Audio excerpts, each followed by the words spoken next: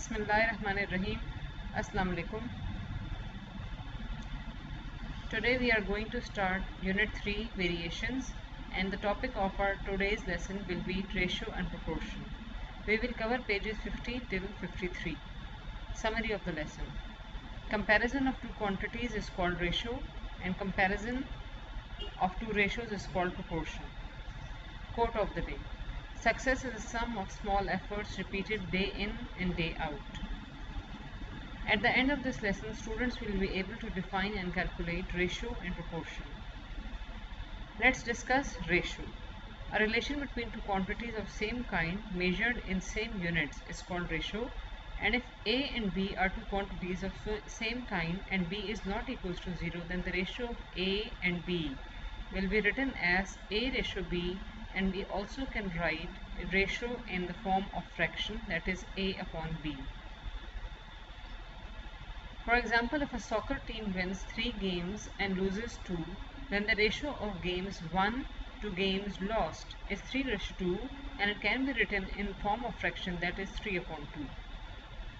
Points to remember. The order of the element in a ratio is very important. That means we cannot write A ratio B is equals to B ratio A. A ratio B can never be equals to B ratio A. In ratio A ratio B, the first term A is called antecedent and the second term B is called consequent. A ratio has no units. Finding ratio. Let's discuss example 1 or page number 50, in which two quantities are given of same kind but they are measured in different units. To find out ratio, it's very important that units must be same. So we will convert kilometers into meters because the second quantity is in meters. As we know that 1 kilometer is equals to 1000 meter, now we can compare 1000 meter and 600 meter. We can write it in the form of fraction, and after simplification we get 5 upon 3, and converting it in the form of ratio we get 5:3.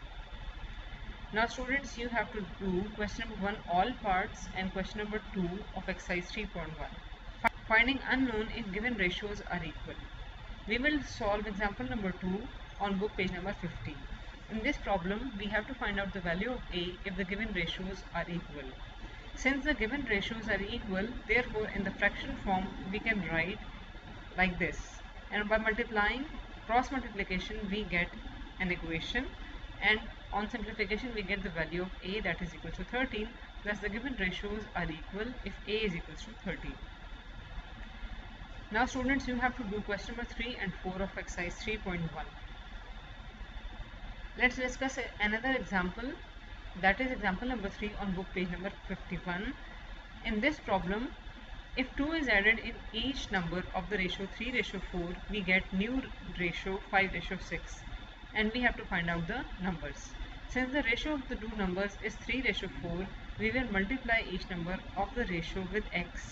Then the numbers be 3x and 4x, and the ratio becomes 3x:4x. According to the given situation, 2 is added to 3x and 4x. So after adding 2, we get 3x plus 2 upon 4x plus 2 is equals to 5 upon 4. By cross multiplying, we get this equation, and on solving this equation we get the value of x, that equals to 1. Thus the required number will be 3x and 4x. By putting the value of x in this equation, we get 3 and 4, the required numbers. Now students, you have to solve question number 6, which is in the similar way which we have discussed in example. Proportion. A proportion is a statement which is expressed as an equivalence of two ratios, or simply we can say that the comparison of two ratios is called proportion. If the ratio A ratio B and the ratio C ratio D are equal, then we can write in the form of ratio or equality of the ratio, where the quantities A and the quantity D are extremes and the quantity B and C are called means. Symbolically, the proportion of A, B, C, D is written as A ratio B proportion C ratio D, or we can write A ratio B is equals to C ratio D. In the fraction form, it can be written as like this. By cross multiplying, we get AD is equals to BC. That means AD is the product of extremes and BC is the product of means. This is the important result which we will use in further problems. Example number 6 on book page number 52. In this question, we have to find out the cost of 15 kg of sugar if 7 kg of sugar cost 560 rupees. Let the cost of 15 kg sugar be x rupees. Then in proportion form, we will write 15 kg ratio 7 kg proportions rupees x ratio rupees 560. We will write the ratio of money on the left hand side and the ratio of weight on the right hand side. And if we ignore the units, we will see above proportion will be reduced to 15 ratio 7 is equals to x ratio 560. As we know that product of extremes equals to product of means, here 15 and 560 are extremes and 7 and x are means. Therefore 15 multiplied by 560 will be equals to 7x. And by cross multiplying and simplification we get the value of x. Therefore the cost of 15 kg sugar will be equals to rupees 1200. Question number 8 of exercise 3.1 is similar with this example, so you have to do this question on your own. Now question number 9 of exercise 3.1. In this question a ratio A ratio B is equals to 7 ratio 6 and we have to find out the value of another ratio, that is 3A plus 5B ratio 5B minus 5A. We can write A ratio B is equal to 7 ratio 6 in the fraction form, and if we shift B to the right side we get the value of A in terms of B. Also the second ratio whose value is to be find out, we can write it in the form of fraction. And by substituting the value of A in this fraction we get this final result. And the value of 3A plus 5B upon 7B minus 5A is equal to 51 upon 7. In the ratio form it can be written as 51 ratio 7. Now question number 11 part 4. I am going to explain this and rest of the question you will have to do on your own.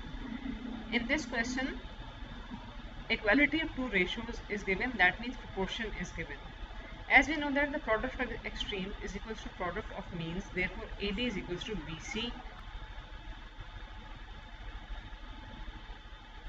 We can see that in the last step we can put PQ minus, we can open the formula PQ minus QQ and we know the formula. By opening this formula we see that this term is same on both the sides, so it will be cancelled out. Also P minus Q and P minus Q whole square, so one of the P minus Q will be cancelled out. Remaining terms will be written like this, and we have to find out the value of x, so we will cross multiply these two. Now students, you have to do question number 11 part 1, 2 and part 5 on your own. That is all about today's lesson.